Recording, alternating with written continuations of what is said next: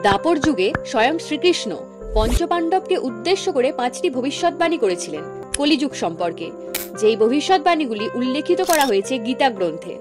কথায় আছে না, ঈশ্বরের বলা বাক্য কখনো বিফলে যায় না। তাই এই ঘোর কলিযুগে এসে কৃষ্ণের করা 5 ভবিষ্যৎবাণী অক্ষরে অক্ষরে মিলে গিয়েছে। তো এই ভিডিওর মাধ্যমে আজকে আপনাদের বলতে চলেছি পঞ্চপাণ্ডব ও শ্রীকৃষ্ণের মধ্যে হওয়া 5টি চমকে দেওয়ার মতো কলিযুগের ভবিষ্যৎবাণী। সময়টা ছিল দাপর যুগের শেষ আর কলিযুগের শুরু হওয়ার ঠিক আগের মুহূর্ত। মহাভারত কুরুক্ষেত্রের যুদ্ধ প্রায় বহু বছর আগেই শেষ হয়ে গিয়েছিল। হস্তিনাপুরে পঞ্চপাণ্ডবরা মিলে রাজত্বও করেছেন বহুকাল। এমনই একদিন পঞ্চপাণ্ডব ভগবান শ্রীকৃষ্ণকে প্রশ্ন করেছিলেন, হে মাধব, দাপর যুগ তো প্রায় শেষের দিকে, কলিযুগ প্রায় শুরু হওয়ার মুখে, কিন্তু আমাদের মধ্যে কারোরই কলিযুগ সম্পর্কে কোনো ধারণা নেই। আপনি দয়া করে আমাদের কলিযুগ সম্পর্কে জ্ঞান প্রদান করুন। পাণ্ডবদের অনেক অনুরোধের সত্ত্বেও ভগবান শ্রীকৃষ্ণ তাদের সরাসরি উত্তর দিলেন না, বরং তিনি বললেন, হে পাণ্ডুপুত্রগণ, আমি এখান থেকে 5 দিকে 5টি তীর নিক্ষেপ করব। আপনাদের কাজ হবে সেই 5টি তীর কুড়িয়ে নিয়ে আবার আমার কাছে ফিরিয়ে আনা। তবে তীর কুড়িয়ে আনার সময় আপনার চারপাশে কি কি ঘটছে তা ভালোভাবে লক্ষ্য করতে হবে এবং আমাকে এসে বলতে হবে। তারপরেই আমি আপনাদের এই প্রশ্নের উত্তর দেব। পাণ্ডবরা আর কোনো উপায় খুঁজে না পেয়ে শ্রীকৃষ্ণের কথায় রাজি হলেন। তারপর শ্রীকৃষ্ণ নিজের ধনুক দিয়ে 5 দিকে 5টি তীর নিক্ষেপ করলেন। নিক্ষেপ করার সাথে সাথে 5 পাণ্ডব প্রশ্নের উত্তর জানার আগ্রহে বেরিয়ে পড়লেন তীর কুড়িয়ে আনার জন্য। বেশ কিছুক্ষণ পরে পঞ্চপাণ্ডবের প্রত্যেককে একে একে একটি করে তীর হাতে নিয়ে ফিরে এলেন শ্রীকৃষ্ণের কাছে। উত্তেজিত পাণ্ডবদের প্রশ্নের উত্তর দিতে ভগবান শ্রীকৃষ্ণ পাণ্ডবদের মধ্যে সবথেকে জ্যেষ্ঠ পুত্র যুধিষ্ঠিরকে প্রশ্ন করলেন, বলুন ভ্রাতা যুধিষ্ঠির, আপনি আমার তীর কুড়িয়ে আনতে গিয়ে চারপাশে কি কি দেখতে পেলেন? যুধিষ্ঠির উত্তর দিল, হে গোবিন্দ, আমি তীর খুঁজতে গিয়ে এক সুন্দর হাতিকে দেখতে পেলাম। হাতিটা জলের কাছে দাঁড়িয়ে জলকেলি করছিল, কিন্তু আশ্চর্যের ব্যাপার হলো হাতিটার 2টো সুর ছিল।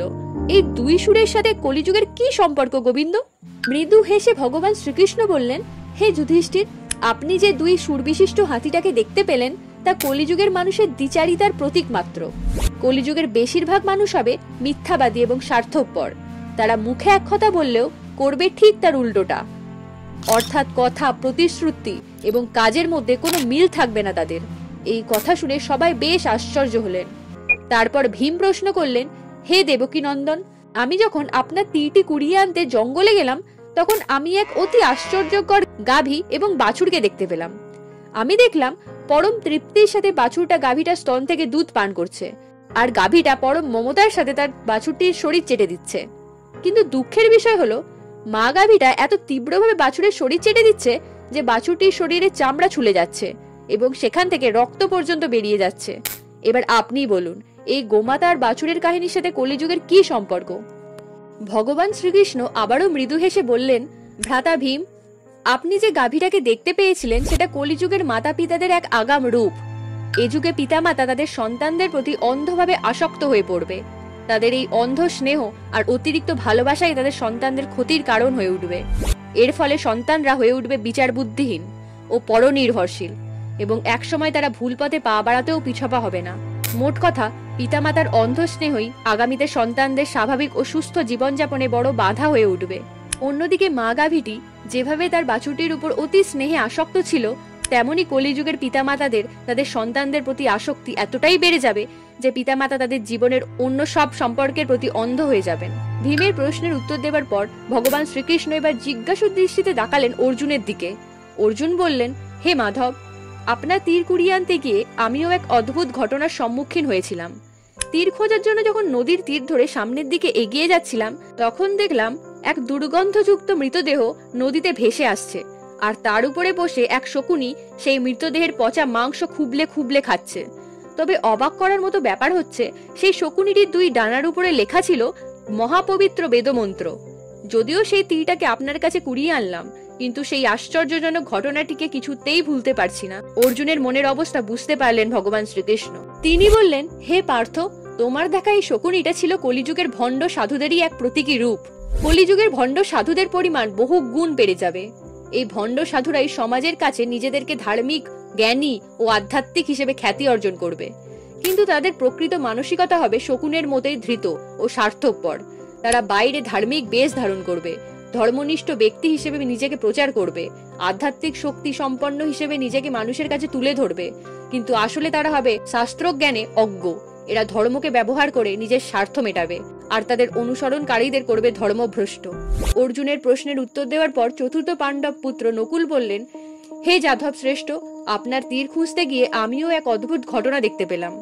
তীরের সন্ধানে আমি যখন পাহাড়ের পাদদেশ ধরে সামনের দিকে এগিয়ে যাচ্ছিলাম, তখন আমি লক্ষ্য করলাম এক বিশাল বড় পাথর পাহাড়ের চূড়া থেকে তীব্র বেগে নিচের দিকে গড়িয়ে আসছে। পাথরটা এতটাই ভারী ছিল যে পাহাড়ে থাকা মোটা বড় গাছগুলোও সেটাকে আটকাতে পারছিল না।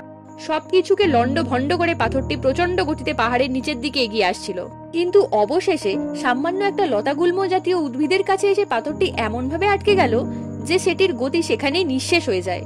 এবার বলো হে যদুকুল শিরোমণি, আমার দেখা ঘটনাটির সাথে কলিযুগের কি সম্পর্ক? উত্তরে ভগবান শ্রীকৃষ্ণ বললেন, হে নকুল, তোমার দেখা ওই পাথর কলিযুগের মানুষের পাপের প্রতীক। কলিযুগের মানুষের পাপের বোঝা ঠিক ওই রকম পাথরের মতো ভারী হবে। সেই পাপের কারণে সমস্ত বিশ্ব লন্ডভন্ড হয়ে যাবে। আপনি পাথরটিকে যে বড় বড় গাছগুলোর সাথে ধাক্কা খেতে দেখেছেন, সেই গাছগুলো হচ্ছে মত ও পথ। কলিযুগে মত ও পথ বিস্তার লাভ করলেও সেগুলি মানুষের প্রকাণ্ড পাপের বোঝাকে আটকাতে পারবে না। আর আপনি যে লতাগুল্ম জাতীয় গাছটিকে দেখলেন, যেটার দ্বারা পাথরটি আটকে গেছিল অবশেষে, সেটা হচ্ছে হরিনাম। কলিযুগে একমাত্র আমার শরণাপন্ন হলেই কেবল মানুষ তার পাপের বোঝা থেকে মুক্ত হতে পারবে। নকুলের প্রশ্নের উত্তর দিয়ে এবার ভগবান শ্রীকৃষ্ণ সহদেবকে প্রশ্ন করলেন, এবার তুমি বলো সহদেব, তুমি আমার তীর খুঁজতে গিয়ে কি দেখলে? সহদেব বলল, হে ভগবান, আমি তীর খুঁজতে গিয়ে জঙ্গলে যখন প্রবেশ করেছিলাম, সেখানে হঠাৎ আমি তৃষ্ণার্ত বোধ করছিলাম, তাই জলের সন্ধান করতে থাকি চারিদিকে। একসময় দেখতে পাই জঙ্গলের একদিকে সারি সারি কুয়া রয়েছে। আমি একটা কুয়া থেকে নিজের তেষ্টা মেটাই, কিন্তু তারপরেই দেখি সবগুলো কুয়া থেকে জল উপচে পড়লেও সেখানে এমন একটা কুয়া দেখলাম যেটা ছিল শুষ্ক ও জলহীন। তা শুনে শ্রী ভগবান বললেন, হে সহদেব, তোমার দেখা সেই কুয়োগুলো ছিল কলিযুগের মানুষের সামাজিক অবস্থান। কলিযুগে ধনী ও দরিদ্ররা পাশাপাশি থাকলেও তাদের মধ্যে কোনো রকম মিল থাকবে না। সমাজের কোনো দুর্বল বা দরিদ্র মানুষ কখনোই সবল ও ধনীদের কাছ থেকে কোনো রকম সাহায্য পাবে না। ঠিক যেমন জলপূর্ণ কুয়োগুলোর মধ্যে জল উপচে পড়লেও শুষ্ক কুয়াটি তাদের থেকে এক ফোঁটাও জল পায়নি। সমাজে বিত্তবানরা নানাভাবে অর্থের অপচয় করলেও অভাবী মানুষকে কখনোই সাহায্য করবেন না, বরং সুযোগ পেলে তাদেরকে শোষণ করতেও ছাড়বেন না। তো এই ছিল ভগবান শ্রীকৃষ্ণের কলিযুগ সম্পর্কে 5টি ভবিষ্যৎবাণী। আজ থেকে হাজার হাজার বছর আগে ভগবান শ্রীকৃষ্ণের সেই ভবিষ্যৎবাণীগুলো আজকের দুনিয়ায় ঠিক কতটুকু সত্য তা বিচারের দায়িত্ব আপনাদের উপরই রইল। ভিডিওটি ভালো লাগলে অবশ্যই লাইক করে চ্যানেলটি সাবস্ক্রাইব করে দেবেন।